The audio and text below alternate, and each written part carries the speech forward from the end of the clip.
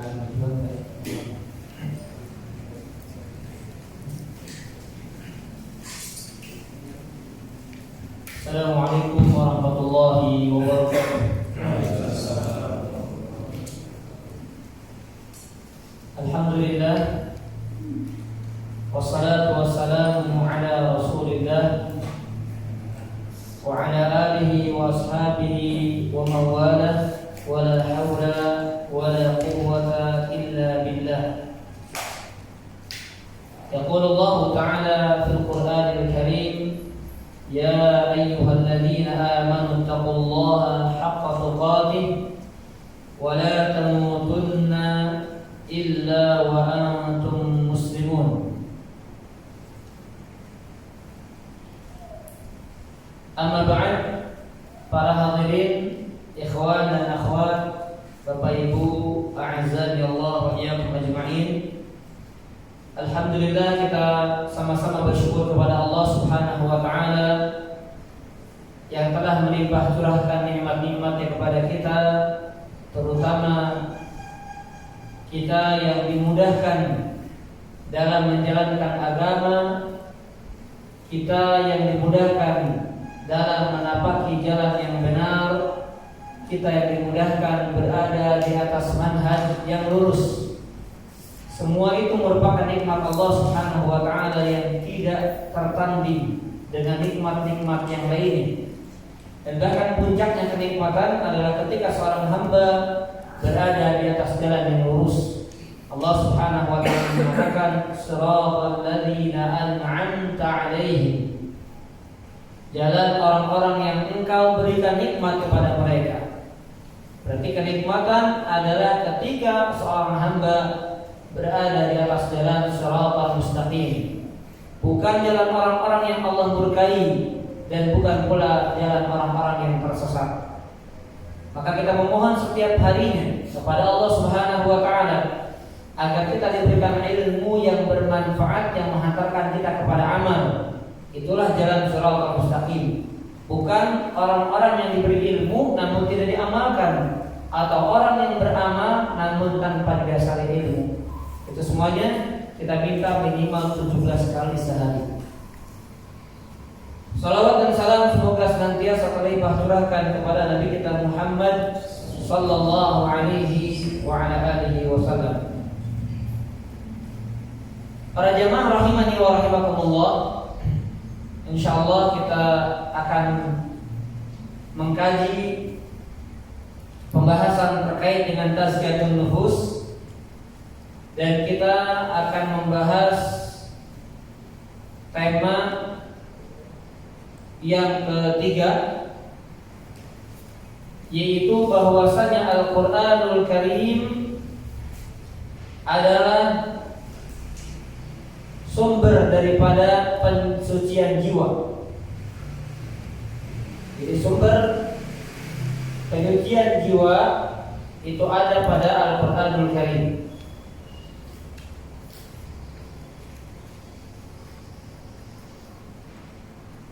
Baik, jamaah sekalian ya ajma'in. Seringkali kita lupa ketika kita merasakan ada masalah dalam hati kita. Seringkali kita kemudian beranjak curhat, menyampaikan kepada orang lain, sampai-sampai ada istilah dicurahkan saja ya, agar bisa berkurang bebannya dalam hati. Jadi jangan dipendam sendiri, sampaikan saja. Ada orang yang memberikan saran demikian. Maka terkadang saran demikian itu bisa dibenarkan atau juga bisa salah. Dia lupa bahwasanya Al-Qur'anul Karim menunjukkan kepadanya segala bentuk penyakit plus menunjukkan kepadanya segala bentuk pengawarnya. Jadi Al-Quran menunjukkan yang akan menjangkiti hati manusia apa saja, ketidakberimanan, kemudian orang yang lalai, orang yang jauh dari zikrullah, itu semuanya penyakit. Nah, selain daripada mengabarkan penyakitnya, Al-Qur'anul Karim juga menawarkan obatnya. Apa obat dari penyakit-penyakit hati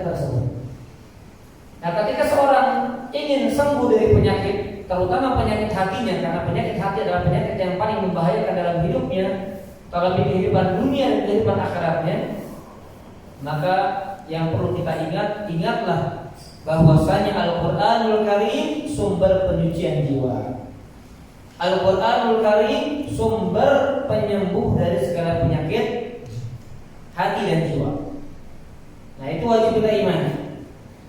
Baik, makanya Syekh Abdul Razak hafizahullah taala dalam kaidah yang ketiga ini, beliau hafizahullah menjelaskan bahwasanya Al-Qur'anul Karim adalah pusatnya, sumbernya tazkiyah. Orang yang ingin membersihkan, orang yang ingin mensucikan, orang yang ingin menyembuhkan penyakit dalam hatinya, maka kembali kepada Al-Qur'anul Karim. Ya. Dan ini bukan berlaku pada penyakit hati saja, Pak. Bahkan penyakit fisik pun bisa nggak disembuhkan dengan Al-Quran? Bisa. Ruqyah dengan Al-Quran Al-Karim dianjurkan. Orang terluka dibacakan Al-Fatihah, orang terluka dibacakan ayat kursi, boleh. Nah, karena ruqyah, terutama misalnya Al-Fatihah atau surat-surat lain yang memang datang al-hadits atau as-sunnah menjelaskan tentang perkara tersebut. Baik. Perhatikan firman Allah Subhanahu wa taala yang dinukil oleh beliau. Allah Subhanahu wa taala berfirman,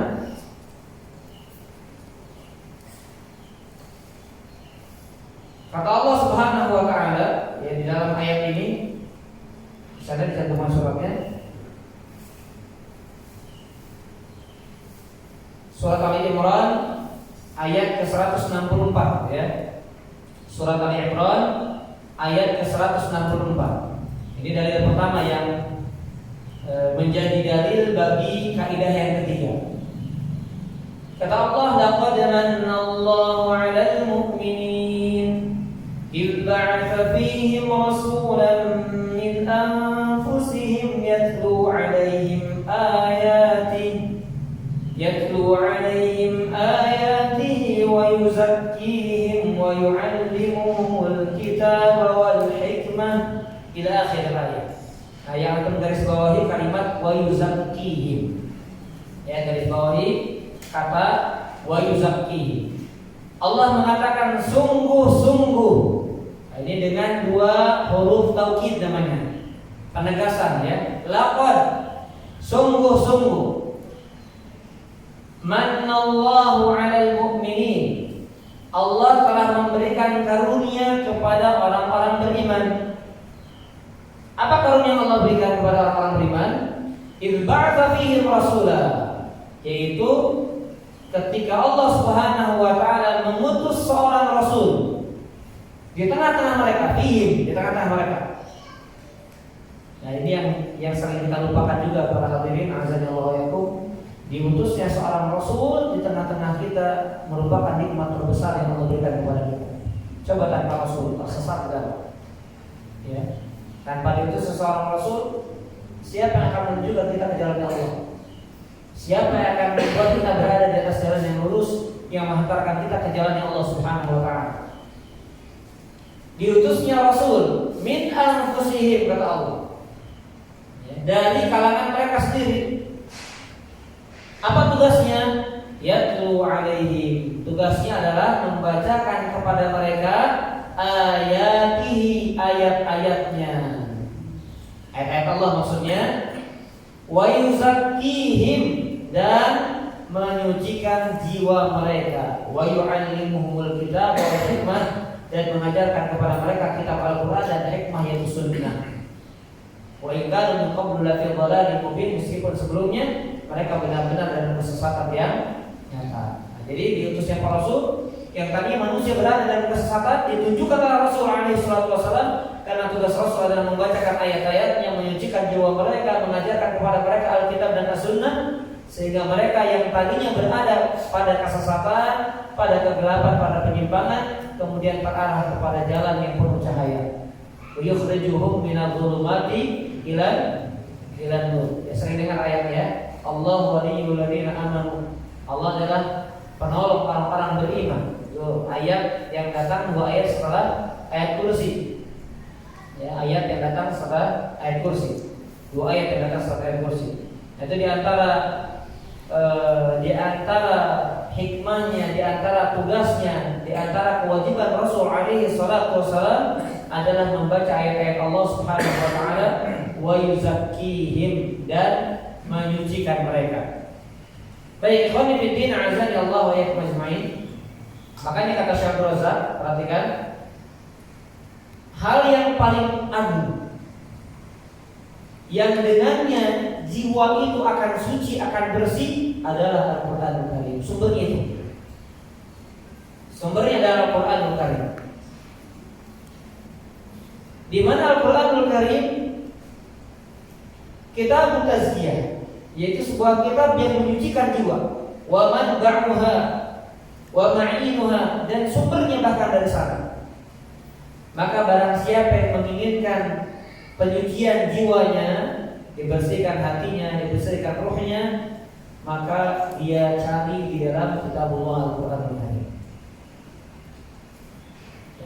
Dan kami harap para hadirin Bapak Ibu sekalian, azanillah, itu bukan sekedar teori ya. Kita baca, kita tahu, kita menuntut ilmu, bukan sekedar teori, dipraktekkan. Ketika kita merasa sudah hilang rasa khusyuk kita dalam sholat, ya, sudah begitu condong kepada perkara-perkara duniawi, sudah hilang tujuan kita berkaitan dengan akhirat. Akhirat hanya pada fisiknya aja, fisiknya di masjid, fisiknya ruku, fisiknya sujud, tapi hatinya nggak di sana, Pak. Bisa jadi demikian. Kemudian fisiknya pikir, tapi pikirannya entah kemana. Lisannya menyebut Allah, tapi hatinya memikirkan manusia, memikirkan pekerjaannya, memikirkan usahanya, memikirkan omsetnya, memikirkan warungnya, dan seterusnya. Bisa jadi demikian. Kenapa? Karena ibadahnya tidak ada lagi ruh di dalamnya. Dan itu semuanya, ingat, itu semuanya penyakit. Itu semuanya penyakit yang harus disembuhkan. Kalau tidak disembuhkan, maka sama seperti penyakit fisik. Apa yang terjadi? Semakin kronis, menggerogoti dan mati dia. Maka jangan sampai hati kita mati. Ini disebabkan karena penyakit-penyakit yang menjaga hati kita itu dibiarkan tidak disembuhkan. Nah, maka lihat kalimat dari beliau, siapa yang ingin disucikan jiwanya, siapa yang ingin menyucikan jiwanya, maka sumbernya adalah Al-Qur'anul. Saya yakin semuanya meyakini akan hal ini, tapi untuk praktiknya jauh. Ketika merasakan apa yang tadi kami sebutkan, nggak balik ke Al-Quran, nggak kembali kepada Al-Quran.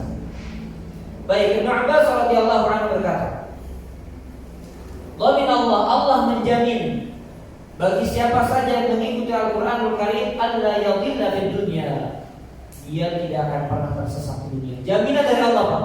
Siapa yang ikut Al-Quran, dia tidak akan sesat di dunia. Wala yashqa fil akhirah, dan dia tidak akan sengsara di akhirat. Ya, dan dia tidak akan sengsara di akhirat. Sebagaimana Allah berfirman di dalam surat Al-Imran, ya, faman ittaba'a hudaya, surat Toha, faman ittaba'a hudaya fala yadhillu wala yashqa. Kalau surat Al-Imran yang sebelum ayatnya alladzina amanu taqullaha, ya, sama di sana. Faman tabi'a hudaya fala khaufun 'alaihim wa lahum yahzanun. Di antaranya kata Allah Subhanahu wa taala dalam surat Toha ini, barang siapa yang mengikuti petunjukku, petunjuknya Allah di mana? Nah, petunjuknya Allah di mana? Di Al-Qur'an. Siapa yang ikut petunjuk kata Allah, pasti pada yang diri, maka tidak akan tersesat. Wala yashqa, dan dia tidak akan sengsara. Nah, di sini Syekh Abdul Razak mengatakan tidak tersesat di dunia dan tidak sengsara di akhirat. Baik, jemaah sekalian yang majmu'in, nanti akan ada tambahan materi yang berkaitan dengan Al-Qur'an kali ini.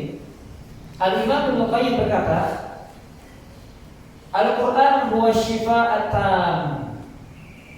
Bapak Ibu rahimani wa rahimakumullah, Quran adalah syifaatnya apa? Di situ apa artinya? Penyembuh, ya. Syifa itu sebenarnya lebih tepatnya apa namanya? Tadi saya katakan di awal kajian. Penawar. penawar. Bisa dengan kata lain penyembuh. Jadi Al-Quran adalah penyembuh yang sempurna, penawar yang sempurna min jaminil adwa al-qalbiyah wal badaniyah. Masya Allah. Dari semua penyakit hati dan penyakit badan. Wa adwa ad-dunya wal akhirah, dan penyakit dunia dan akhirat. Jadi kalau orang ingin disembuhkan di dunia, ingin disembuhkan di akhirat, ingin diselamatkan dari penyakit hati, ingin disembuhkan dari penyakit fisik, maka Al-Quran adalah penyembuh yang paling sempurna. Tapi bagi siapa ini berlaku?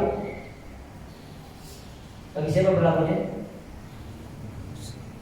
Hah? Bagi siapa berlakunya?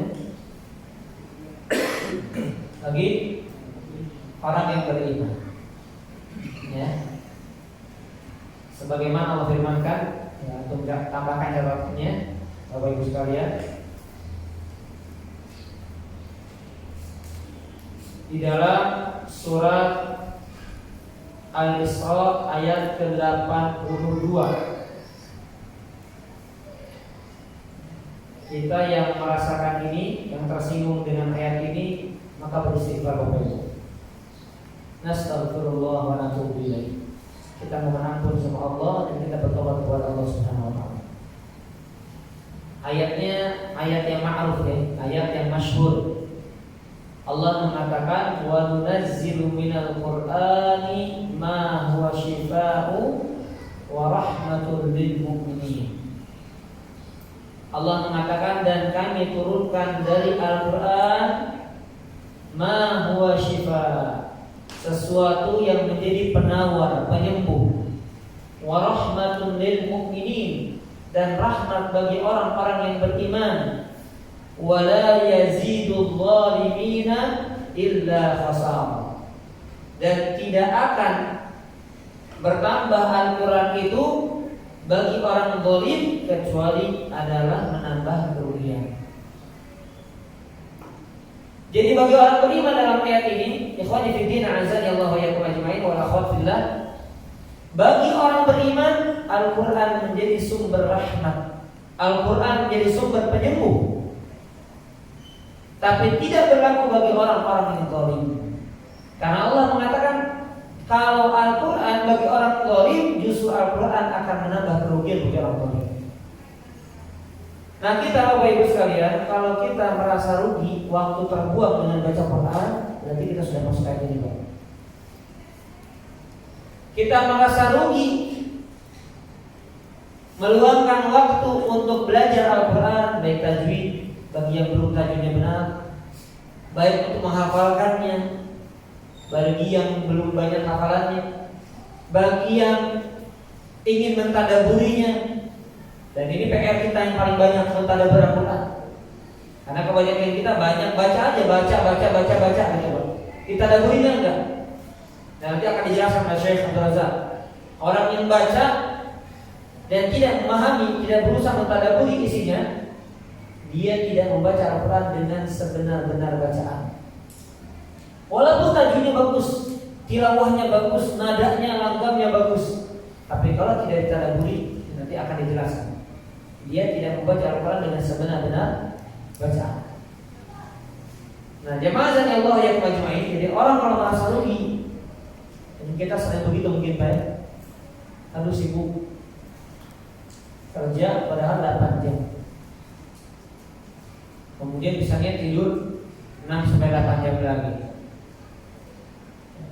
kemudian nanti ada waktu ngobrol-ngobrolnya, dan seterusnya gitu ya.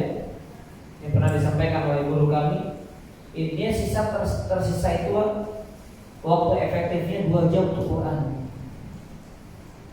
Tapi itu pun kita gunakan untuk apa? Perkara yang tidak jelas, yang tidak bermanfaat. Dan hampir jarang di zaman sekarang ini orang yang kecuali mondok ya, kan yang kadang iri kami melihat santri-santri apa, kita lagi-lagi disibukin dengan urusan lain, lagi-lagi disibukkan dengan urusan lain. Itu kalau dari 24 jam 2 jam untuk Quran, banyak atau enggak? Banyak atau sedikit? Banyak. Sedikit. Ada yang bilang banyak. 2 jam untuk Quran sedikit. Jujur sedikit itu ya. Benar jujur sedikit. Bilang sedikit tapi juga tidak digunakan. Ya Allah. Benar nggak? Makanya kan dikatakan yang menukil perkataan sebagian orang yang bijak. Kita chat WhatsApp, apalagi yang banyak ikut grup itu ratusan banyak. Maka saya pernah lihat ada chat itu sampai ribuan belum dibaca sama bulan gitu ya. Karena di grup ini 300, di grup ini 200 belum dibaca karena saking banyaknya. Ada yang dibaca satu-satu juga dibaca. Puluhan, ratusan, bahkan ribuan chat mampu dibaca. Tapi 10 ayat Al-Quran dengan tadaburnya, dengan berusaha diamalkannya, berat dia baca. Apa sebabnya? Apa sebabnya? Hah? Karena punya penyakit hati. Sebabnya karena ada penyakit dalam hatinya. Kalau hatinya nggak berpenyakit, kalau hatinya nggak sakit kondisinya, maka nggak akan demikian sekarang. Ini penting, ini tema umum, tapi sering kita abaikan. Ya, pembahasan yang semua kita sudah sadar. Al-Quran sumber tazkiyatun nufus, Al-Quran sumber kebahagiaan, Al-Quran sumber penawar, sumber penyembuh. Tapi kita nggak praktikkan itu dalam hidup kita. Nah, jangan-jangan kita masuk dalam ayat ini wala yazidul zalimina illa khasara, dan tidak akan Al-Quran itu menambah bagi orang-orang zalim kecuali bertambah kerugian. Ya, antara tandanya adalah orang baca Quran merasa rugi waktunya kalau banyak waktu yang dia luangkan, yang dia peruntukkan untuk Al-Quran berkali. Nah, ini harus kita sadarkan diri kita masing-masing. Baik, ikhwan dan akhwat Bapak Ibu rahimani wa rahimakumullah. Jadi ingat perkataan Imam Ibnu Qayyim ya, bahwa Al-Quran adalah penyembuh sempurna untuk semua penyakit badan, penyakit hati dan badan. Dan Al-Quran punya penyembuh yang sempurna untuk di kehidupan dunia dan kehidupan akhirat. Allah Subhanahu wa taala berfirman di dalam surat Al-Baqarah ini ya. Di dalam surat Al-Baqarah Allah Ta'ala mengatakan alladzina atainahumul kitaba yatlunahu haqqa tilawatihi ulaika yu'minuna bih. Kata Allah, orang-orang yang kami berikan kepada mereka Alkitab dan mereka membacanya dengan sebenar-benar bacaan. Lihat kalimatnya, haqqa tilawati, dengan sebenar-benar membaca. Apa kata Allah? Ulaika yu'minuna bihi, mereka orang-orang yang beriman kepada Al-Quran. Jadi yang dikatakan orang yang beriman kepada Al-Quran yaitu orang yang membaca Al-Quran dengan sebenar-benar apa? Baca. Karena kalau sekedar baca, ikhwan fillah azza wa jalla, apakah menjadi terpuji? Benar, sebuah ibadah membaca Quran. Dengan sekadar membacanya sebuah ibadah. Tapi bukankah Nabi alaihi salatu wasallam juga mengatakan dalam hadis lain, di antaranya 2 hadis. Yang pertama Nabi mengatakan Al-Quran hujjatul laka aw 'alaika. Quran akan menghujatmu, memperkarakanmu nanti, atau Quran akan menjadi penolongmu, Quran akan menjadi syafaatmu, Quran akan membantumu. Berarti ada Al-Quran yang menjadi bagi si pembacanya sebagai masalah. Karena Quran kelak pada hari kiamat akan memperkarakan dia di hadapan Allah, akan menghujat dia di hadapan Allah Subhanahu wa taala. Ini hadis yang pertama. Kemudian yang kedua tentang sifat orang Khawarij. Tentang sifat orang Khawarij. Apa sifat mereka? Apa kata Rasul?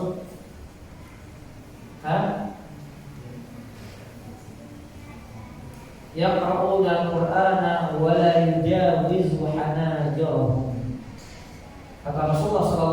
Alaihi Wasallam mereka baca Al-Quran, bahkan dikatakan dalam riwayat lain hafal Al-Quran, rajin Pak. Kalau kita lihat mereka Pak, bahkan bukan kita Pak, sahabat kalau kita jelas, kita kan sering apa-apa takjub ya, karena kitanya jauh sama mereka gitu. Masya Allah gitu ya, kayak sekarang kan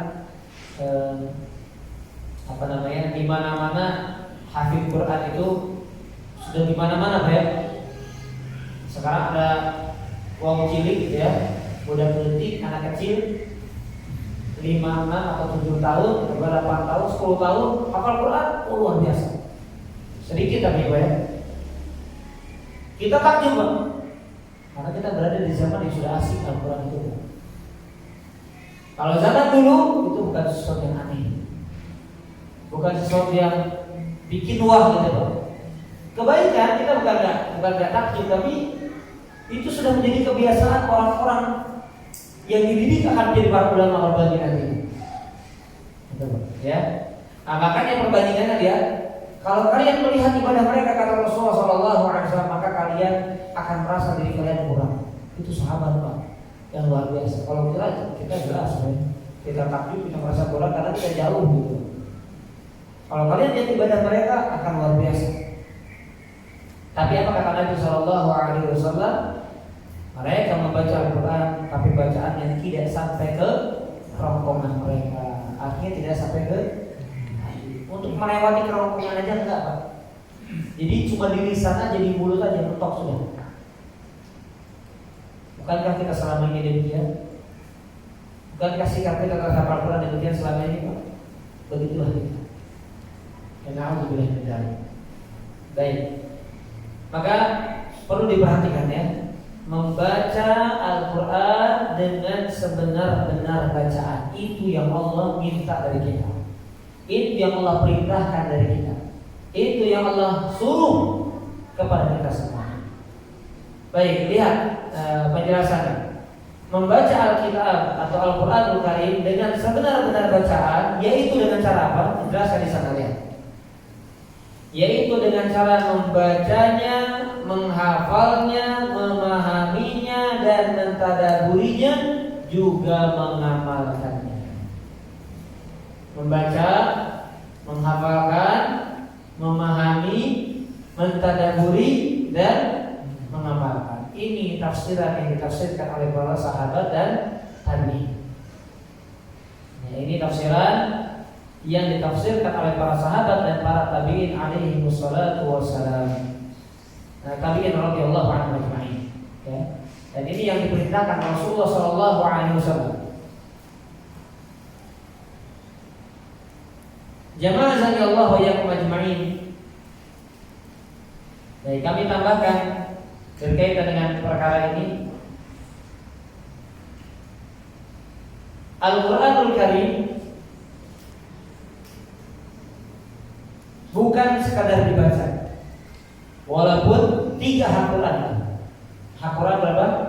3. Yang pertama dibaca, yang kedua ditadaburi, qira'atuhu, tadabburuhu, wal amal bihi. Yang ketiga diamalkan. Dibaca, ditadaburi, diamalkan. Ini 3 hak Al-Quranul Karim. Tapi dari 3 ini para hadirin azan ya Allah yakum dibagi 2. Pembagiannya dibagi 2. Dari 3 ini dibagi 2. Perhatikan. Ada yang menjadi wasilah, ada yang menjadi wasilah. Apa arti wasilah? Pengantar, sarana, baru sarana aja. Ada yang menjadi ghoyah. Apa ghoyah? Tujuannya. Hak Al-Quran, saya ulang sekali lagi, catat baik-baik dan diingat ya. Kenapa kita harus tahu ini Pak? Karena kita jangan sampai merasa sudah pada puncak tujuannya, padahal kita baru sarananya. Artinya gini Pak, Bapak Ibu sekalian mau ke sebuah tempat, kan berarti tempat itu tujuan. Bapak baru naik mobil, Ibu baru naik mobil, merasa udah nyampe gitu. Error itu kira-kira naik, alhamdulillahnya oke. Nah, bagaimana? Ini mobil sarana yang akan mengantarkan kemana? Ke tujuan alamat yang kita tuju, betul? Jelas ya perumpamannya? Nah, ada orang yang dia sudah naik atau baru naik mobil atau naik kendaraan seolah-olah dia sudah nyampe di tujuan. Tidak. Jadi Al-Qur'anul Karim diturunkan Allah Subhanahu wa taala dengan 3 hak: dibaca, ditadaburi dan diamati. Ada yang menjadi wasilah, ada yang menjadi sarana, dan ada yang menjadi tujuan. Mana sarananya? Ternyata qiraatul Quran wasilah. Membaca Al-Quran baru wasilah saja. Baca Al-Quran baru sampai sarananya saja. Adapun tujuan Al-Quran Allah turunkan yaitu 2: ditadaburi dan diamalkan. Ini Bapak Ibu kita semua yang selama ini yang sudah beberapa kali mengkhatamkan Al-Quranul Karim, ada yang setahun sekali, ada yang bahkan baru sekali seumur hidup. Na'udzubillah min dzalik. Kenapa saya katakan na'udzubillah min dzalik? Jauh dari contoh para sahabat, jauh dari contohnya Nabi, jauh dari contohnya para ulama. Ada yang cuma sekali seumur hidup. Bagi sekarang Ramadan tinggal terhitung 100 sekian hari lagi, Pak. Ya, nggak terasa ternyata kita belum khatam Quran. Menunggu Ramadan lagi, Pak. Ya. Nah, jemaah sekalian Allah yakum, jadi baca Quran itu baru sampai sarananya aja. Sarana yang akan menghantarkan kita untuk paham maknanya dan untuk diamalkan isinya. Paham maksudnya? Sama seperti ilmu, Pak. Bapak Ibu sekalian, nuntut ilmu apa itu? Itu sarana. Tujuannya apa? Tujuannya apa? Rasa takut dan amal. Ilmu adalah rasa takut. Ditujuan agar kita semakin takut. Innama yakhsyallaha min ibadihil ulama. Itu tujuannya. Dengan ilmu tersebut semakin membuat kita semakin takut kepada Allah. Kemudian liu'mana bihi, sama dengan ilmu tersebut dihantarkan kita agar ilmu ini diamalkan. Jadi kalau orang baru menuntut ilmu saja kemudian merasa dia sudah sampai tujuan, salah besar. Sama seperti orang yang baca Al-Quran seolah-olah itu sudah pada tujuannya. Tujuannya adalah bacaan Al-Quran, maka salah besar.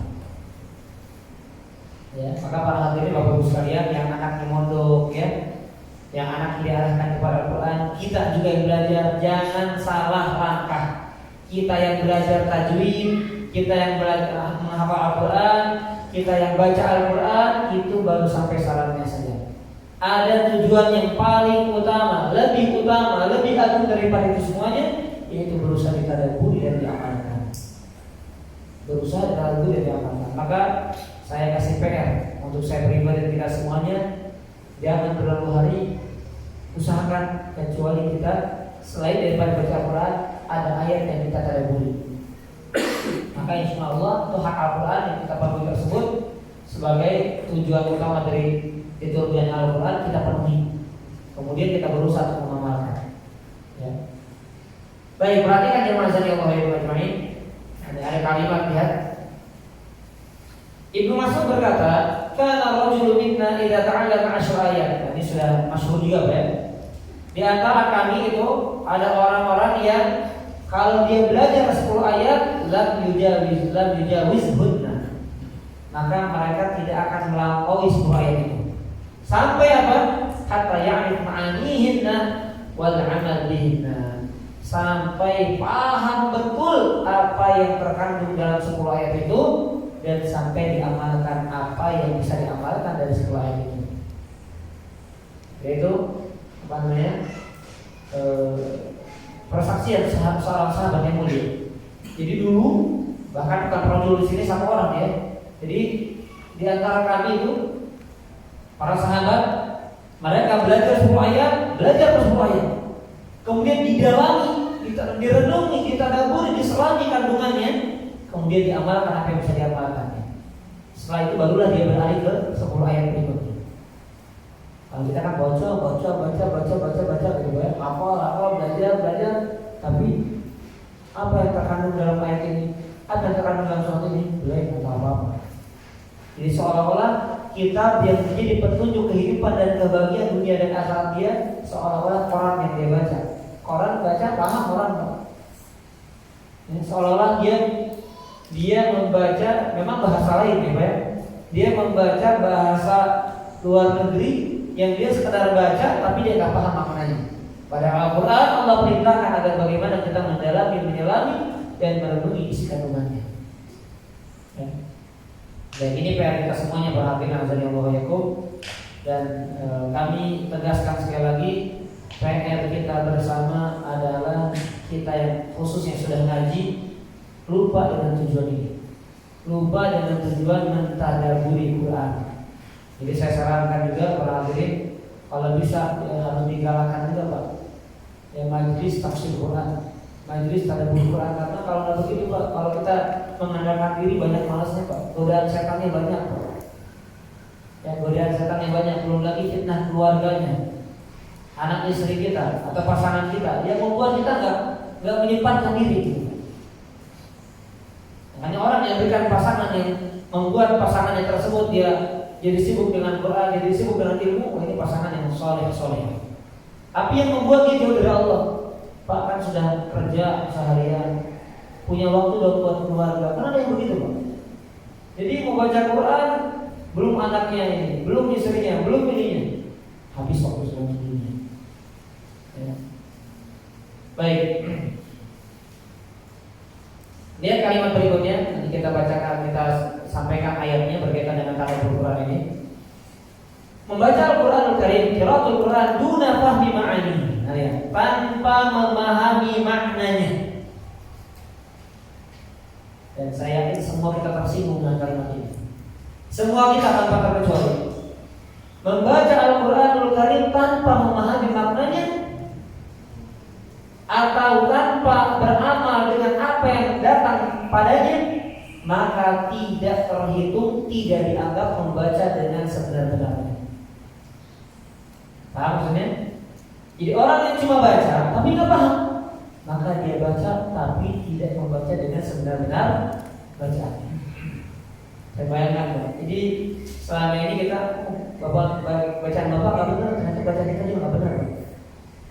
Apa maksud dari bacaan nggak benar? Baca tapi nggak paham. Kita seringnya biasanya protesnya apa? Bacaan Qurannya nggak benar. Masalah apa biasanya? Tajwidnya. Betul, tajwidnya salah. Kita pun ternyata salah. Memang tajwid kita bisa benar. Tajwid kita sudah baik, sudah cukup lah. Ya untuk salat zuhur asar cukup begitu Pak ya. Jadi mau salat zuhur asar cukup. Tapi ternyata kita pun dianggap nggak benar dalam pandangan Allah, dalam pandangan syariat, karena kita baca tapi dengan cara yang tidak benar, yaitu kita baca tanpa memahami apa isi bacaan kita. Apa yang kita baca kita nggak paham. Coba sadar nggak kalau selama itu kita begitu? Sadar nggak kalau kita seringnya sama orang protes, sama orang koreksi, kan sering banyak kita ini hadir pengajian, jadi makmum, jadi apa? Seolah-olah jadi juri Pak. Prit, salah, dia Pak. Ustaz ini begini, aduh kurang enak. Bagi saya retorikanya 80. Bagi saya cara menyampaikannya, gestur tubuhnya ya 75. Jadi juri dia Pak. Dia lupa jadi juri untuk dirinya. Dia lupa menilai diri sendiri. Bukankah kalimat ini menyinggung kita semuanya Pak? Bacaan Quran tanpa paham maknanya, tanpa mengamalkan isinya, maka tidak terbilang baca Al-Quran dengan sebenar-benar bacaan. Artinya dengan kata lain baca Qurannya nggak benar. Benar nggak Pak? Kan baca Quran dengan sebenar-benar bacaan. Soalnya itu artinya apa? Baca Quran tapi bacanya nggak benar. Itu apa nggak paham maknanya? Lihat apa yang dikatakan Fudail bin Iyad radhiyallahu anhu, rahimahullah taala. Inna nazal Al-Quran liyu'mala bih. Ini Masya Allah perkataannya. Sebagian ulama kalau Syekh Ali Hasan Al-Halabi menyandarkan perkataan ini kepada Al-Hasan Al-Basri. Karena di kitab Ad-Dawa beliau mengatakan ini perkataan Al-Hasan Al-Basri. Tapi bisa jadi dari keduanya, Fudail bin Iyad atau Al-Hasan Al-Basri. Bisa untuk mendapatkan keterangan. Jadi perkataan ini disandarkan kepada Fudail bin Iyad dan disandarkan juga kepada siapa? Al-Hasan Al-Basri. Kalau perkataan itu sampai kepada tabi'in disebut dengan hadis apa? Kalau kita katakan hadis Nabi, ada apa namanya? Hadis maqtu'. Hadis maqtu'. Maksudnya terputus dan nyampe kepada Nabi. Kalau perkataan sahabat namanya hadis mauquf. Kalau perkataan Nabi hadis marfu'. Kalau perkataan Allah, perkataan Nabi, kata Allah hadis qudsi. Jadi hadis terbagi menjadi 4 kalau dari sisi yang berbicaranya. Hadis qudsi perkataan Allah disampaikan sama Nabi dengan lafaz dari Nabi, maknanya dari Allah. Tambahan ilmu ya. Hadis marfu ketika Nabi mengatakan innamal a'malu binniyat, itu kan kata-kata Nabi. Nah, itu hadis marfu. Kemudian hadis mauquf. Misalnya tadi, nah ini tadi qala Ibnu Mas'ud. Ini hadis mauquf namanya. Berkata Ibnu Mas'ud. Siapa Ibnu Mas'ud? Sahabat. Gitu. Ya, berkata Ibnu Mas'ud, ini hadis mauquf. Bawahnya Fudail bin Iyad atau Al-Hasan Al-Basri, maka namanya hadis maqtu', pakai qaf, maqtu'. Kata beliau, innama nazala al-Qur'an liyu'mal bih. Al-Quran itu diturunkan hanya untuk diamalkan. Al-Quran hanya saja diturunkan, intinya paling pentingnya, paling agung tujuannya adalah diamalkan. Lihat apa kata beliau. Fattakhadhan nasu qira'atahu 'amala. Tapi manusia menjadikan bacaan Al-Quran sebagai apa? Amalan. Paham tak maksudnya? Apa maksudnya, Pak? Apa maksudnya? Nah, coba sebelah kanan saya. Apa maksudnya? Manusia menjadikan baca Al-Quran sebagai amalan. Maksudnya apa? Hah? Sekedar ritual apa? Bacaan? Apa?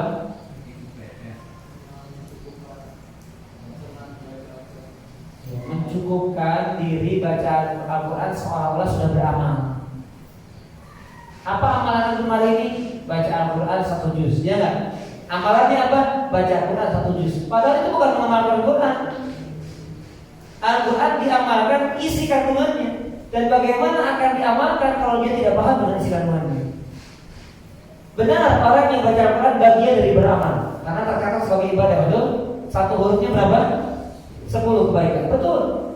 Tapi hakikat dari mengamalkan Al-Quran ya seperti waqimus shalah, ya orang bersolat, wa atuz zakat, orang yang menunaikan zakat. Kemudian fasbiru, bersabar, berita Al-Quran Karim. Wajahidu, berjihad, berita Al-Quran Karim. Wa anfiqu mimma razaqnakum, berinfak, mengamalkan infaknya. Wa ashiruhunna bil ma'ruf, mempergauli istri-istri dengan baik. Kemudian ar-rijalu qawwamuna, istri yang salihah adalah yang taat kepada suaminya. Itu mengamalkan dahulu. Ya, mengamalkan isi kandungan Al-Quran. Jadi Al-Quran itu diamalkan, tapi manusia menganggap dia baca Quran sudah beramal. Bukankah kita demikian?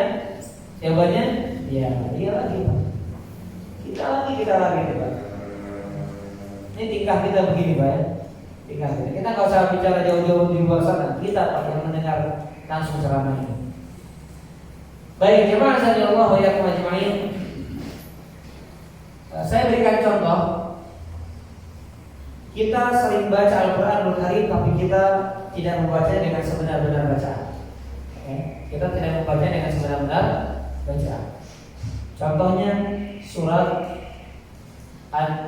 An-Nasr. Yang pendek aja dulu.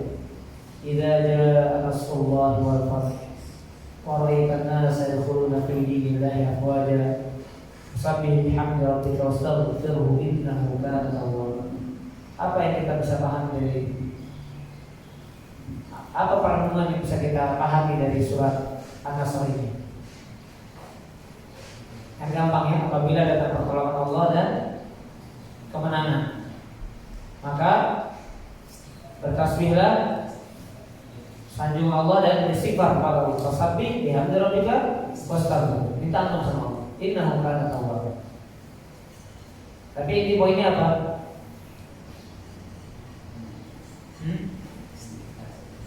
Banyak bertasbih terus ada istighfar, tahmid, begitu intinya. Fasabbih bihamdi rabbika wastaghfir. Baik. Ini baru paham kulitnya. Ya, ini baru paham kulitnya. Fasabbih, bertasbihlah. Bihamdi rabbika, bertahmidlah. Wastaghfir, beristighfar. Nah, ini ada hadisnya berkaitan dengan surat ini. Kalau kita baca tafsiran akan paham. Tapi kalau kita baca terjemahan, ini yang kita pahami. Kalau kita sekedar baca terjemahan, memang kami katakan tidak salah, betul, perintahnya demikian. Tapi ada kandungan makna yang apabila ditadaburi akan lebih dalam pemahamannya. Sebagaimana tafsiran dari Ibnu Abbas radhiyallahu anhu. Ketika Umar bin Khattab radhiyallahu anhu membawa Ibnu Abbas di perkumpulan para pembesar Badar, jadi para sahabat-sahabat yang ikut perang Badar itu sahabat-sahabat senior. Maka bertanya kepada para sahabat, "Wahai para sahabat, apa yang kalian pahami dari surat An-Nasr ini?" Maka jawabannya sama kayak tadi Syarul sama Bapak sama. Diberitakan tasbih kalau Allah kasih kemenangan, Allah kasih pertolongan, diberitakan banyak bertasbih, bertahmid dan beristighfar. Maka ditanyakan kepada Ibnu Abbas oleh Umar, "Wahai Ibnu Abbas, benarkah pendapatmu? Benarkah pendapat mereka? Bagaimana dengan pendapatmu?" Maka kata Ibnu Abbas, perhatikan Pak, ini kita nggak ada dalam Al-Quran, itu nggak ada Pak. Maka kata Ibnu Abbas, huwa ajalu Rasulullah sallallahu alaihi wasallam. Surat ini isinya adalah berbicara tentang dekatnya ajal Rasulullah sallallahu alaihi wasallam. Orang lain tidak tahu. Maka kata Abu Bakar, aku tidak mengetahui isi tafsiran ini kecuali dari mulut Ibnu Abbas. Dan Ibnu Abbas bagaimana yang sudah didoakan sama Nabi, Allahumma faqihhu fid din wa 'allimhu ta'wil. Ya Allah, pahamkan dia, dalamkan dia dalam urusan agama dan ahlikan dia dalam urusan tafsir. Maka Ibnu Abbas menjadi sumber tafsir. Para sahabat lain memahaminya tadi kulitnya saja. Kata Ibnu Abbas, An-Nasr berbicara tentang dekatnya ajal Rasulullah SAW. Karena surat yang di antara surat yang paling terakhir turun kepada Nabi adalah surat An-Nasr. Kalau surat itu sudah berakhir, berarti ajal Rasul akan tiba, dan itu orang gak menghafal. Itu tadabbur namanya. Ya, itu adalah tadabbur. Jadi tadabbur itu merenungi makna-makna yang terkandung di dalam Al-Quran. Itu makna dari tadabbur. Nah, jamaah azani Allah yang majma'in. Baik, contoh lainnya misalnya Al-Ikhlas. Ini sumber kita mensucikan hati, sumber kita membersihkan hati, membersihkan jiwa. Contoh lainnya surah Al-Ikhlas. Surah Al-Ikhlas isinya tentang apa? Tauhid. Sudah bagus berarti. Ya. Surah Al-Ikhlas bicara tentang tauhid kepada Allah. Ikhlas, tauhid sama aja, Pak. Ikhlas artinya apa? Memurnikan ibadah karena Allah. Tauhid sama, menunjukkan ibadah kepada satu saja, wahid kan? Wahid, tauhid, menunjukkan ibadah kepada satu saja, kepada siapa? Allah. Jadi at-tauhid dengan al-ikhlas sama artinya. Kalau secara global sama, memurnikan peribadatan hanya kepada Allah. Tauhid pun demikian. Tauhidul ibadah lillah, menjadikan satu tujuan dalam ibadah hanya semata-mata kepada Allah Subhanahu wa taala. Dan itu terkandung dalam surat Al-Ikhlas. Qul huwallahu ahad, Allahus samad. Lam yalid wa lam yulad wa lam yakul lahu kufuwan ahad. Kandungannya tentang tauhid. Dan itu bisa dipahami ketika kita mentadabur Al-Quran. Jadi Al-Ikhlas mengajak kita, memerintahkan kita, memotivasi kita agar bagaimana kita mengikhlaskan, meluruskan segala bentuk peribadatan kita hanya semata kepada Allah Subhanahu wa taala. Baik, kita lanjutkan sedikit lagi kalimatnya di sini. Wa idza akramallahu 'abdahu bi tilawatil Qur'an. Apabila Allah memuliakan hambanya dengan membaca Al-Qur'an wa tadabburihi, dan mentadabburinya, wa mujahadatun nafsi 'ala al-'amali bihi, dan dia bersungguh-sungguh ya, mengusahakan untuk mengamalkan isi Al-Quran, nah min tazkiyah al-far nasib, maka dia mendapatkan penyucian jiwa yang bagian yang sangat besar. Beberapa orang yang Allah karuniakan dia banyak baca Quran, mentadabburi dan mengamalkannya, berarti dia sedang membersihkan hatinya, dia sedang membersihkan jiwanya, ya, dia sedang menghilangkan noda-noda maksiat dalam hatinya, kotoran-kotoran yang merusak bagaimana hatinya. Ikhwan fillah, azanillahu wa iyyakum ajma'in. Kami tegaskan sekali lagi, Al-Qur'anul Karim sumber dari tazkiyatun nufus. Sebagaimana Allah mengatakan tadi, wa yuzakkihim, dan dia hendak mensucikan mereka. Ikhwan fillah, azanillahu wa iyyakum ajma'in. Penyakit yang sering tidak kita sadari, sebagaimana yang kami singgung tadi di awal,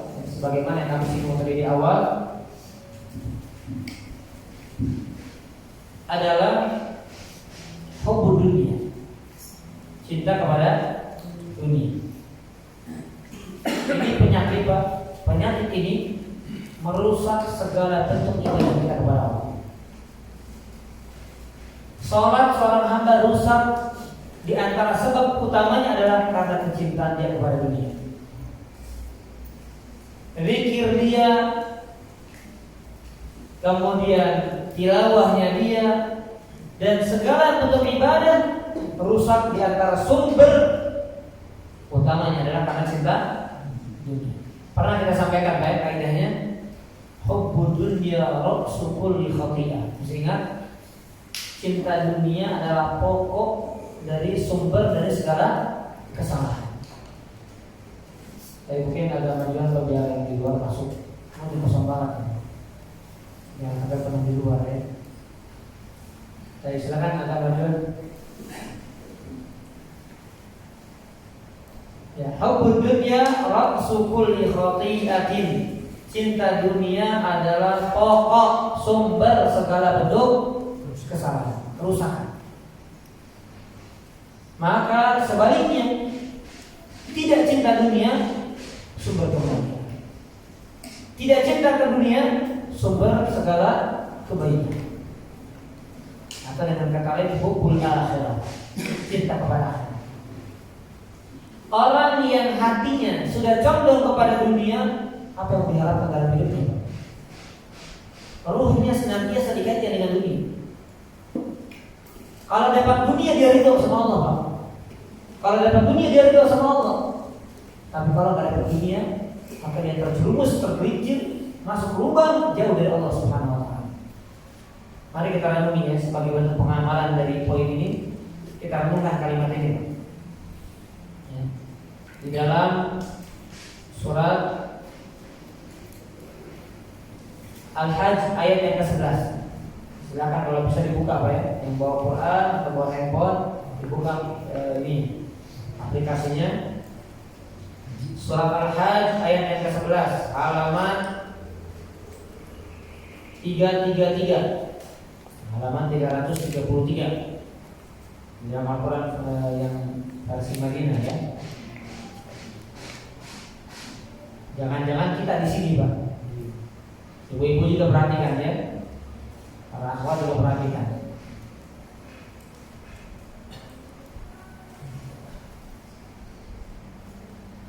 Apa kata Allah? Wa minan nasi man ya'budu Allah 'ala harf fa in asabahu khairun itma'anna bihi wa in asabathu fitnatun inqalaba 'ala wajhihi khasira ad-dunya wal akhirah dzalika huwal khusranul mubin. Dan di antara manusia ada yang menyembah Allah hanya di tepi saja. Maka jika dia memperoleh kebajikan, dia merasa puas. Jadi kalau dapat dunia apa? Kalau dapat kebaikan, sehat, harta, jabatan, pasangan, puas. Dan jika dia ditimpa suatu cobaan, dia berbalik ke belakang. Nggak nerima Pak, diuji sama Allah nggak terima, dia berbalik ke belakang. Nyari aman dia, nyari selamat. Apa kata Allah? Dia rugi di dunia dan di akhirat. Dan itulah kerugian yang nyata. Dzalika huwal khusranul mubin. Itu kerugian yang nyata. Baik, jemaah dari Allah yang ajmain. Perhatikan tafsirannya. Siapa mereka? Asy-Syaikh Nasir As-Sa'di rahimahullah taala berkata, "Wa minan nas man huwa dha'iful iman." Ada di antara manusia yang sangat lemah imannya. Semoga kita tidak termasuk di dalamnya. Semoga Allah kuatkan, ciptakan, hiaskan di dalam diri kita dan jiwa kita keimanan. Allahumma habbib ilaina al-iman wa karrih ilaina al-kufra wal fusuq wal 'isyan. Allahumma amin ya rabbal alamin. Ada di antara manusia yang sangat lemah imannya. Kata Syekh Sa'di, lam yadkhul iman qalbahu. Imannya belum masuk ke dalam hatinya. Karena enggak akan bersatu antara cinta dunia yang kuat dengan iman yang kuat, enggak akan bersatu. Enggak mungkin bersatu. Jadi imannya belum masuk ke dalam hatinya. Walam tukhalidhu fashashatahu badakhala fihi imma khaufan wa imma 'ala 'ala wajhin la yathbut indalmihan. Jadi cuma di kulitnya aja, Pak. Imannya itu cuma pada kulit hatinya aja, belum masuk dalam hatinya. Maka ketika dia dicoba diuji sama Allah, dia nggak sanggup, dia nggak kuat, dia nggak siap. Makanya ada orang murtad dibayar ketika diuji kemudian ditawarkan apa? Karena iman yang lemah, belum benar-benar masuk ke dalam hatinya. Alhamdulillah. Tadi kata Allah, apabila diberikan kebajikan maka dia merasa puas, tenang. Jadi tenangnya itu kalau dikasih dunia, Pak. Hati-hati kalau kita begini, Pak. Ketika ibadah, ketika dekat sama Allah, dunianya lancar, usahanya lancar, keluarganya aman sentosa, begitu, Pak. Oh, dia puas. Seolah-olah ibadahnya diterima sama Allah. Ya, karena dia nyaman, dapat kebaikan nyaman. Siapa Pak yang gak nyaman dengan kebaikan? Betul nggak, Pak? Tapi ingat, mana kenyamanan berkaitan dengan agama, mana kenyamanan berkaitan dengan dunia. Harus bisa bedakan. Baik, beliau berkata, ini istamarra rizquhu ragadan. Nah, kalau rizkinya terus berlanjut, bertambah, dia senang. Walam yahsul lahu minal makari syai', dan dia enggak ada perasaan enggak enak, perasaan dibenci ada karena rizkinya lancar. Itma'anna bidzalika khair. Dia merasa puas, dia merasa nyaman dengan kebaikan tersebut. La bi imani, bukan karena imannya. Jadi orangnya merasa puas, merasa nyaman, merasa tenang bukan karena imannya, tapi karena apa? Duniawinya.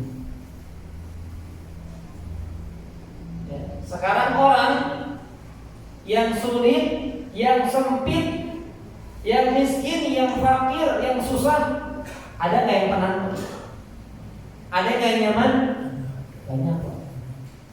Padahal sempit dunianya kalau kita lihat, kalau saya muslim dia, aku nggak tahu gimana. Hidup nggak kayaknya, menjalani kehidupan susah. Gitu. Walaupun tadi dunianya sempit, tapi keimanan yang membuat dia nyaman, keimanan yang membuat dia tentram, keimanan yang membuat sesuap nasi sederajat dengan sepiring nasi yang dimakan orang-orang yang mampu. Keimanan yang membuat kenyamanan tersebut. Fahada rubbama anna Allah yu'afihi wa yuqayyid lahu min al-fitan ma yansarif bihi 'an dinihi. Maka orang seperti ini, dari orang yang nyaman dengan imannya, tentram dengan imannya, maka Allah Subhanahu wa taala akan beri keselamatan kepada dia dan dia akan dijaga dari fitnah yang akan memalingkan dia dari agamanya. Orang seperti itu. Jadi orang yang dia nyaman, tentram, nikmatnya dengan iman, itulah orang yang akan Allah selamatkan. Tapi sebaliknya, wa in asabathu fitnah. Tapi ketika diuji sama Allah, min husuli makruh, ada ujian sesuatu yang dia enggak suka, ya. Ya, sebagaimana gempa, kemiskinan, turun jabatan, dipecat dari perusahaan. Apa ujiannya? Au zawal mahbub, atau hilangnya sesuatu yang dia cintai. Hilang harta, hilang jabatan, semuanya yang dia cintai hilang. Iqala ba'ala wajhi, maka dia kembali ke belakang, berbalik arah. Maksudnya apa? Murtad dari agamanya. Alhamdulillah. Itu puncaknya. Tapi ya menjauh dari Allah. Itu tanda-tandanya semakin jauh dari Allah Subhanahu wa taala ketika diuji sama Allah Subhanahu wa taala. Maka dia rugi di dunia dan juga rugi di akhirat. Sebagai contoh para ikhwan dan akhwat azanillahu yakum, ayat ini kaitannya dengan kaidah ketiga dan kisah Syekh Syekhul Islam Ibnu Taimiyah rahimahullahu ta'ala. Kisah Syekhul Islam Ibnu Taimiyah rahimahullahu ta'ala. Perhatikan, beliau berkata, dan yang beliau katakan ini ketika beliau di penjara. Kalau tidak salah beliau matinya juga di penjara. Apakah beliau merasa sakit karena hidup diberi jeruji? Tidak. Karena tidak sakit. Apakah beliau merasa tidak nyaman, penuh dengan rasa takut, penuh dengan rasa khawatir, bagaimana nanti keluarga, bagaimana ini, bagaimana? Beliau mengatakan seolah-olah dia hidup di surga. Kenapa? Karena letak surga ada di hati seorang mukmin. Masya Allah itu. Ya. Di antara kalimat yang sangat dikenal di tengah-tengah para penuntut ilmu, kalimat yang terucap dari lisannya Syekhul Islam Ibnu Taimiyah berkaitan dengan ayat ini, berkaitan dengan poin ketiga, kaidah ketiga dari kaidah penyucian jiwa adalah perkataannya. Beliau berkata, nadimtu ala awqatin au nadimtu ala tadhi'i akthar awqati fi ghairi ma'anil Qur'an. Allahu Akbar. Perhatikan kalimatnya. Aku menyesal. Nadimtu, aku menyesal. Ala tadhi'i akthar awqati, karena banyak waktu yang aku sia-siakan. Aku menyesali karena banyak waktu yang aku sia-siakan, yang aku buang fi ghairi ma'anil Qur'an, untuk selain menyelami mentadabburi makna-makna Al-Qur'an. Itu sekelas Syekhul Islam Ibnu Taimiyah. Yang kata para ulama, beliau sannafa ma sannaf.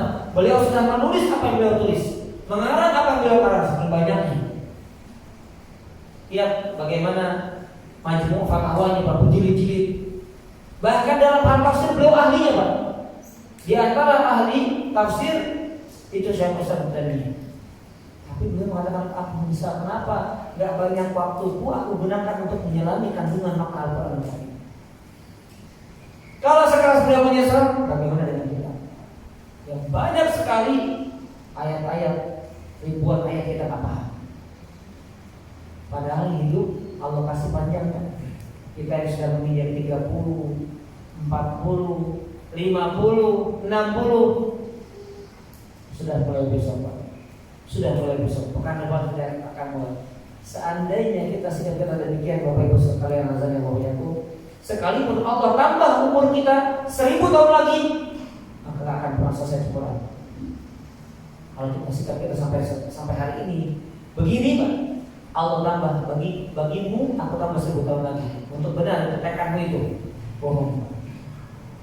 Maka kalau kita tidak mulai sejak kita dicambuk, diperingatkan, dimotivasi dengan kaidah ini, maka sampai kapan? Sampai kapan kita mendapatkan kebahagiaan dengan iman, kelezatan dengan membaca Al-Quran, sumber kesembuhan dari penyakit hati dari Al-Quran. Sadarkan diri kita masing-masing. Ini pembahasan tazkiyatun nufus, pembahasan penting karena Islam itu kan tarbiyah pendidikan dan penyucian jiwa. Jadi disucikan dan dididik. Tazkiyah tarbiyah. Bukan sekedar ama baca apa. Baik, sebelum barangkali ada pertanyaan, ini kita tambahkan ayat Al-Quranul Karim. Di antaranya firman Allah, agar merasa kita salah selama ini, merasa salah.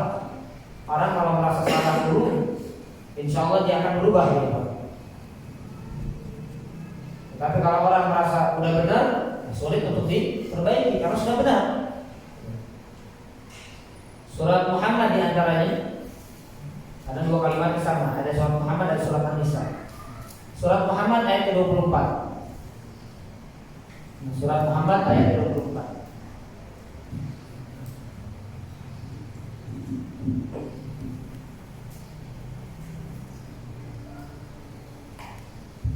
Allah Subhanahu wa taala berfirman, "Afala yatadabbaruna al-Qur'an am 'ala qulubin aqfaluha?"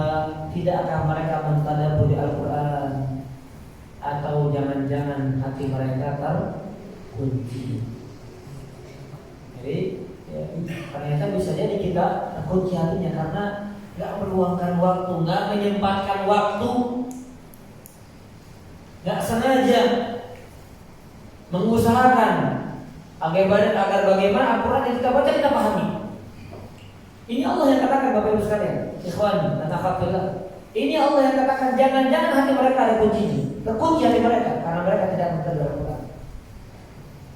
Sebenarnya ada waktu nggak? Bisa nggak kita mentadabbur Al-Quran? Bisa nggak Pak? Tapi kenapa berat? Hati kita yang berpenyakit. Nah caranya bagaimana? Sucikan, bersihkan. Lawan itu. Ya, baik. Kemudian Allah mengatakan di dalam surat Shad ayat 29. Ini ayat ini jelas.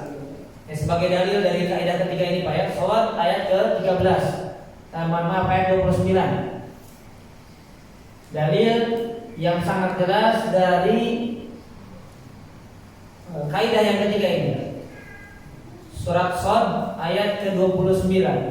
Allah mengatakan, kitabun anzalnahu ilaika mubarak liyadabbaru ayati wa liyatadhakkara ulul albab.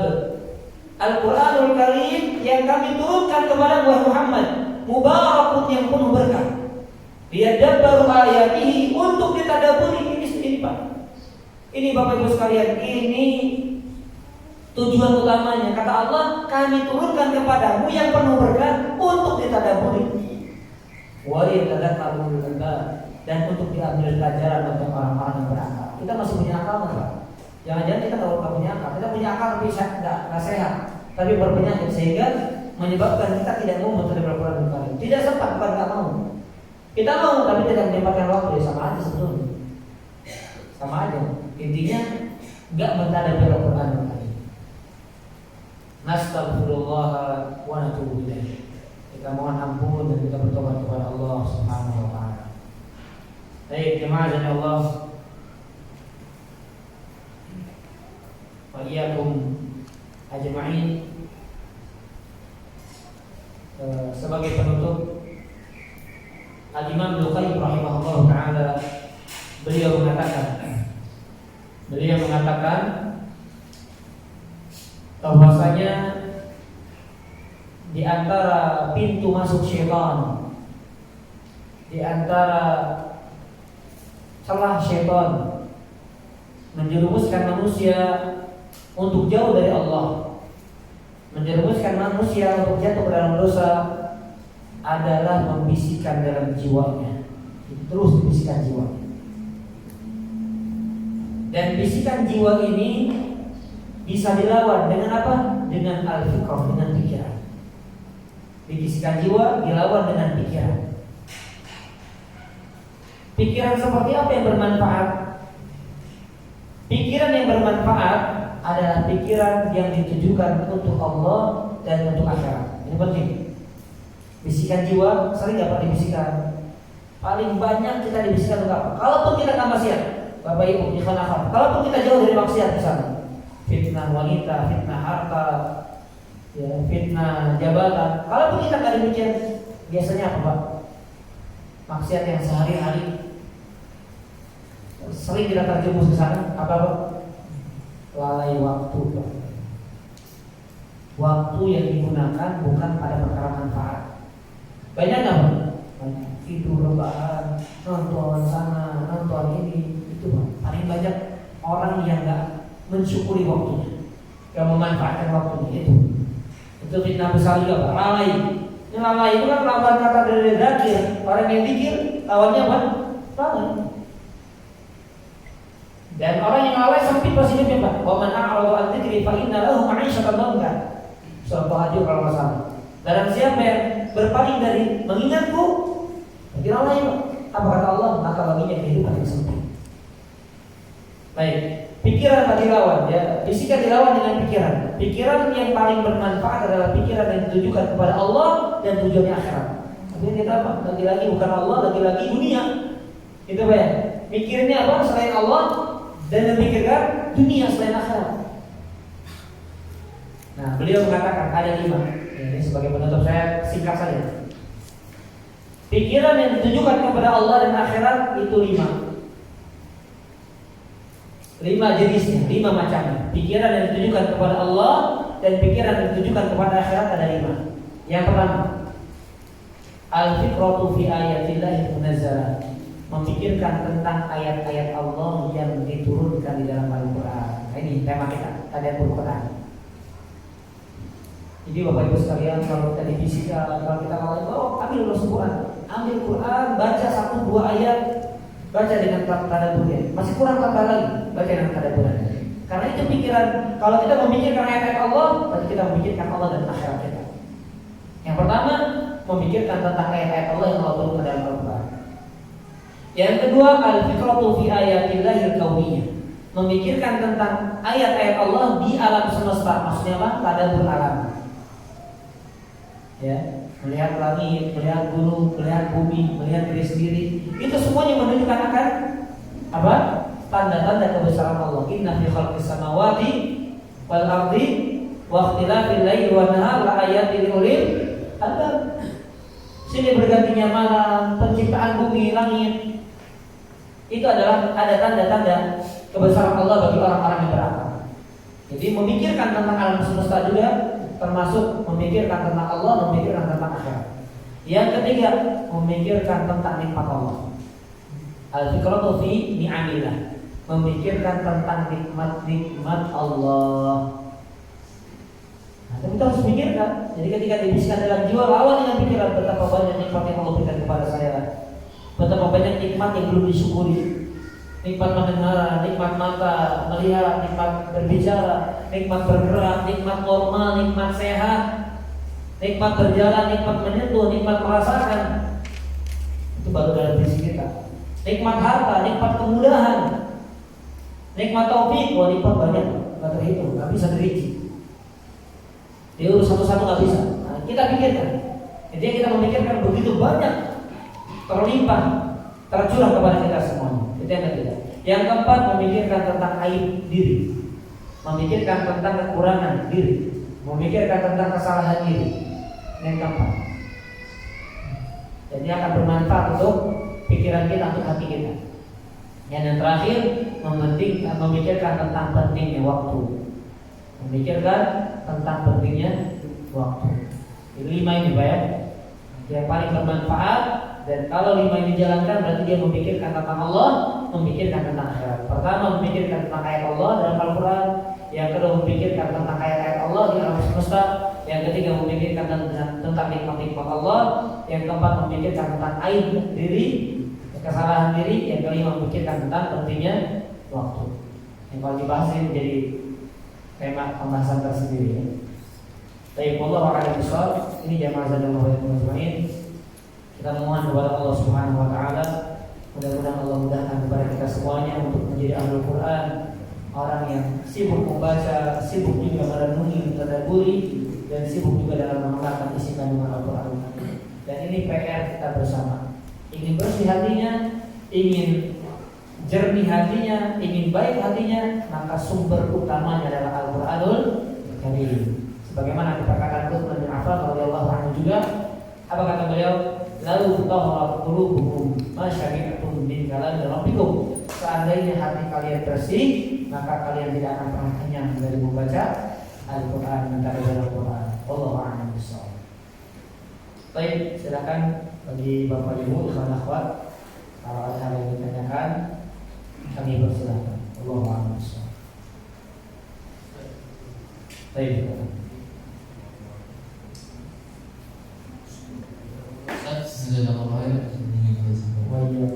Saya ingin bertanya mengenai, saya pernah dengar hadis yang mengatakan tidak akan dapat memahami jika membaca Al-Quran itu kurang dari 3 hari. Itu maksudnya larangan atau apa itu? Ya. La yaqra al-Qur'an man qara'aha fawqa apa namanya? Aqal min thalathati ayyam wa kama qala. Orang tidak akan paham yang baca Quran kurang dari 3 hari. Jadi maksudnya secara umum memang terlarang agar kita tidak tergesa-gesa. Makanya Al-Quran dibaca berapa? Sepekan sekali, boleh khatam 10 hari sekali, sebulan sekali, gitu ya. Nah, tetapi banyak perbuatan para ulama yang mereka kita lihat seperti Imam Syafi'i, ya, sehari sampai berapa kali? 2 kali kalau bulan Ramadan khatam Al-Quran. Nah, makanya Al-Imam Adz-Dzahabi rahimahullah taala, beliau tidak mau berburuk sangka, oh ini berarti menyalahi hadis enggak. Jadi secara umum Quran nggak boleh memang kurang dari 3 hari apa. Kalau 3 hari masih bisa 10 juz masih bisa dikatakan dikit, masih gampang ya. Tapi kalau misalnya 2 hari berarti kan 15 juz. 1 hari berarti 30 juz gitu ya. Nah, makanya kata Imam Adz-Dzahabi, beliau mengatakan ini terlarang kalau dijadikan kebiasaan. Maka makruh kalau dijadikan kebiasaan. Tapi kalau di waktu-waktu tertentu yang mana di sana adalah musim-musim ketaatan seperti Ramadan, seperti bulan haram misalnya, dan seorang ingin memperbanyak baca Al-Quran, maka tidak terlarang. Itu komentar Imam Adz-Dzahabi. Ya, Allah.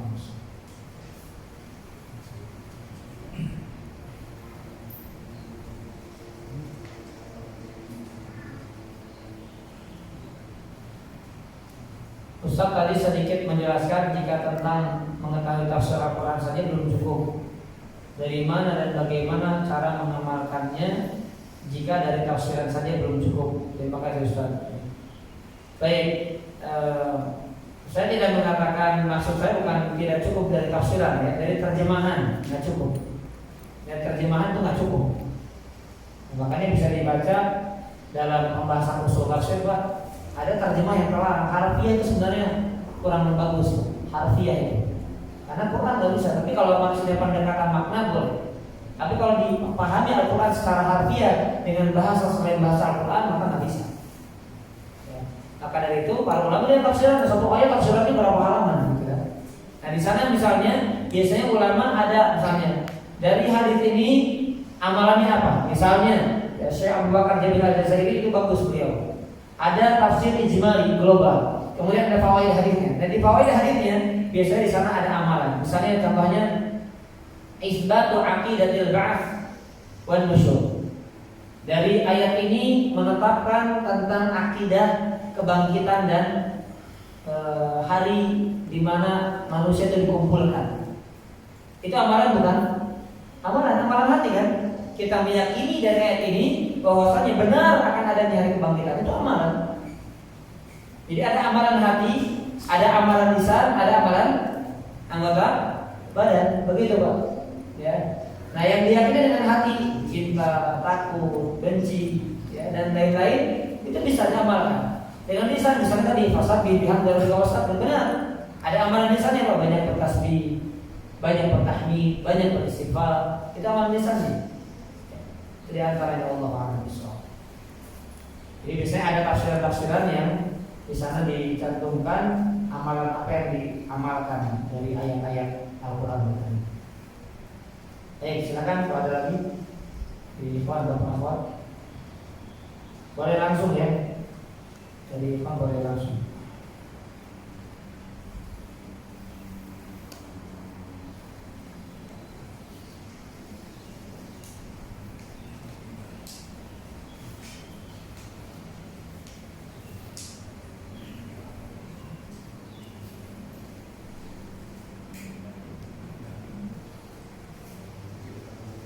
Tidak ada. Baik. Cukup. Bisa cukup. Sahur terus. Asal kita sahur kita suami. Al-asal tidak ada dan sahur ya. Tapi jadi. Baik, kita cukupkan para hadirin Bapak Ibu azan Allah yang bermain pembahasan kita. Insyaallah kita lanjutkan di pertemuan berikutnya. masih berkaitan dengan istiqomah. Kita wasiatkan dan kita nasihatkan kalau bisa makanya di HP dia ada aplikasi aplikasi Quran dan tafsirannya, tadabburnya. Jadi kalau dekat insya Allah semoga bisa dipraktekkan.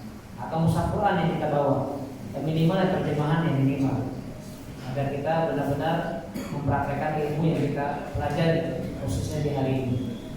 Bukan sekadar teori yang kita rasa, teori yang kita catat, teori yang kita ingat, yang kita hafalkan, melainkan bagaimana kita mengamalkan dari ilmu yang kita dapat. Semoga Allah Subhanahu wa taala memberikan taufik kepada kita semuanya.